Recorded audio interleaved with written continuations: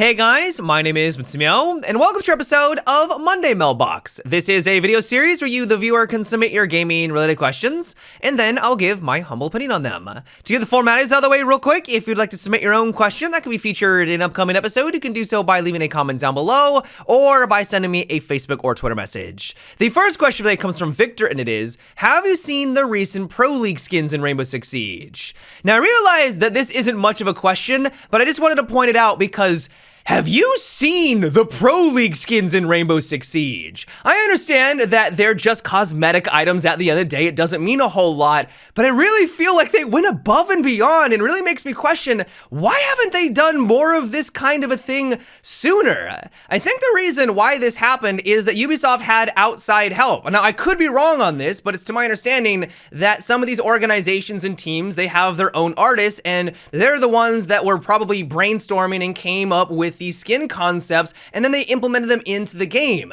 If they're able to do this more, I am all for it because I think the end result is exceptional. I don't know why a long time ago Ubisoft ended that program where they took cosmetic items that were created by the community and implemented them into the game. I thought it was a really cool program. It got the players involved. There are some amazing artists. You see it all over Reddit and Twitter. But if they're able to then harness that creativity, obviously compensate the artists for making those cosmetic items, and then bring them into the game, if this is the end result, I am 100% on board with that. The next question is, how about an operator with a dog? The dog would be able to attack, defend, and sniff out enemies. You'd be able to aim the dog, which would stagger/lock a defender. While defending, it would hold a position until told otherwise and bark if an enemy appears. While sniffing for an enemy, it would follow the trail and bark when he finds it.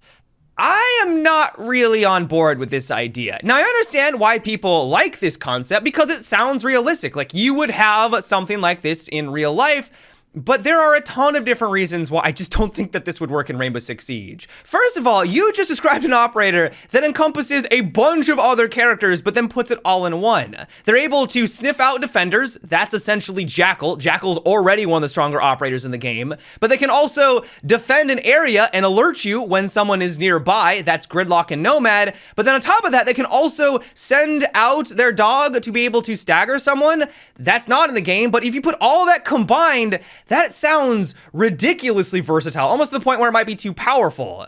But even if we look past that and we only give maybe one or two of those different options, I think the reason why I've never really been sold on this idea, and I believe we talked about this like 4 or 5 years ago when Rainbow Six Siege first came out, I just feel like having an AI companion or AI just in the game in general would lead to a lot of problems. For instance, if you try to send your dog to go stagger someone, they have to get from point A to point B, and a lot of things can happen in between then. They could get stuck on something. Let's say you try to send it through a hole that was destroyed in a wall.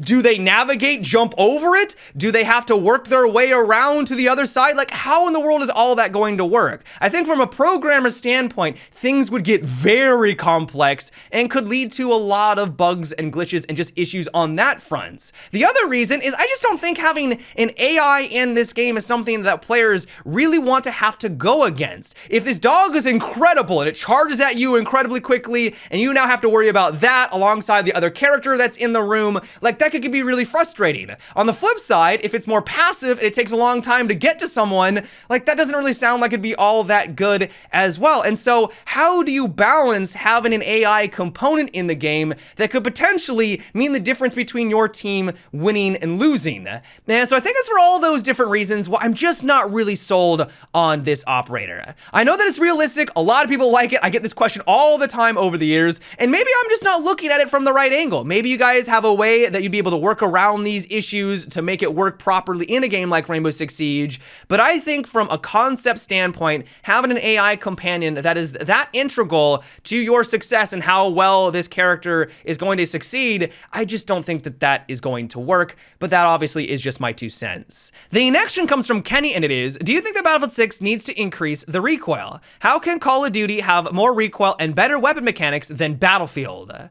Well, I guess it depends on what Battlefield you're referring to. If you're talking about Battlefield 4, then I would agree. As much as I love that game, every single one of the primary weapons is basically laser beam-like accurate. Obviously, there are some exceptions here, but as long as you understand the basic mechanics, you can take people out at extreme distances, no problem, with minimal recoil. The gameplay fundamentally is quite simplistic in that respect. With that said, though, if we're talking about Battlefield 5, that's where I'm gonna have to disagree. I know that Battlefield 5 has its problems. It has a ton of issues, but I think the one thing that DICE did get right is that they have very interesting weapon mechanics, and there's a lot of variety in the way that these weapons perform, and I think that there is significantly more recoil in that game compared to anything in Call of Duty. Especially when you're playing a modern warfare like Warzone, everything is a laser beam. If you have the right attachments, you can just lay into someone, maybe not at long range, but you can take them out basically instantaneously because you have almost no recoil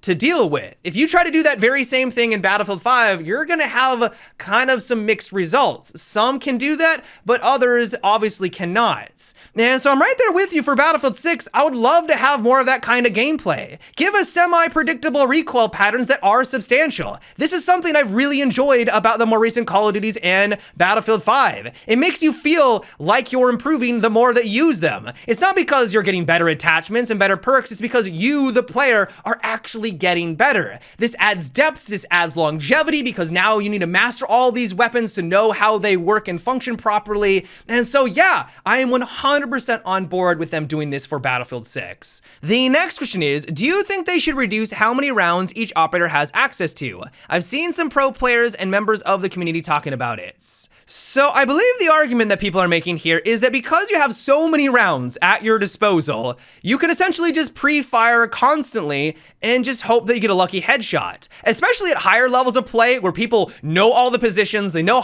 all the high traffic spots or all the angles that people are going to be holding, they, instead of just droning into the room, will constantly just pre-fire all of those high traffic locations, just hoping to get lucky, or pre-firing through walls, just on the off chance that they do get that lucky headshots. And while obviously this requires a lot of skill, you have to have incredible map knowledge, you need to know all those locations, and you have to have the aim to back it up. But when you're on the receiving end of this, you feel like you're not really playing an FPS anymore. You just feel like you're playing a guessing game. Like, was I in the wrong place at the wrong time? Did they pre-fire me? Yes. Well, I guess I'm back at the spawn screen. And that can get quite annoying. That can get quite old. And so the solution that people are talking about is that if they reduce the amount of rounds that you had access to, you would need to be more conservative so that when you were in those situations, if you do decide to pre-fire every single wall around the map, you're not going to have anything left once you actually get to that objective.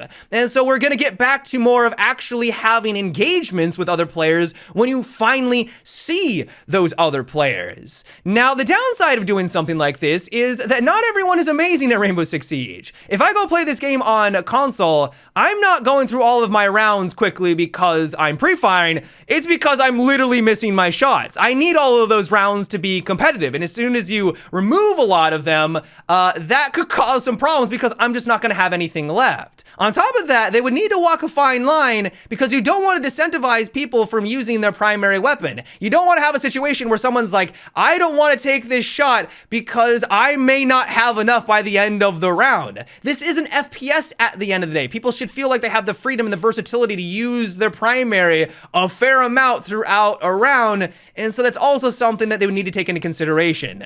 And so in general, while I'm not opposed to the idea, I think this could be a step in the right direction to try to reduce some of that pre-fire meta that people have been experiencing. I think that Ubisoft would need to be very careful here on how they handle things. The next question comes from David, and it is, do you think they should put a green/red light on Echo's HUD so that you know when you can jump up and stick to the ceiling? Why haven't they done that? That's an amazing idea. Ubisoft already, I think, has that technology with someone like Zero. Zero has a little HUD element that lets you know that if it's going to be able to drill through a soft wall, which is kind of nice because there are some parts of the map where it can be a bit ambiguous, or especially if it's further out in the distance, it's kind of hard to know exactly where your gadget is going to land. Echo right now, I think, is in a decent spot. I've been playing around with him a lot lately because he's finally not banned constantly when you're playing in ranked. And one of the things that I've already noticed is that it can be quite frustrating frustrating to get his gadget exactly where you want it, either because it's just getting in a wonky position or because it only flies up to them promptly fly back down to the ground a half a second later. Now, so if you had this UI element that would clearly identify if that surface above you is something that you can attach to, I think that would go a long way at making him a little less frustrating in those kind of circumstances. It isn't going to revolutionize the way that someone plays as Echo. It's just going to relay that information faster so that you don't have to go through the guesswork. And so yeah, I love this idea. I'm honestly kind of surprised that they haven't had it in the game from the very beginning because it's a great quality of life improvements. But yeah, guys, that is it for today's episode of Monday Mailbox. I hope you enjoyed. Let me know what you thought about what we discussed in today's video. Do you want to have a dog operator introduced into Rainbow Six Siege? Why or why not? Can you make it work? Give me your guys' thoughts down below. As always, if you'd like to submit your own question for an upcoming episode, you can also leave a comment or by sending me a Facebook or Twitter message. But until next time, guys, have a good one and take it easy.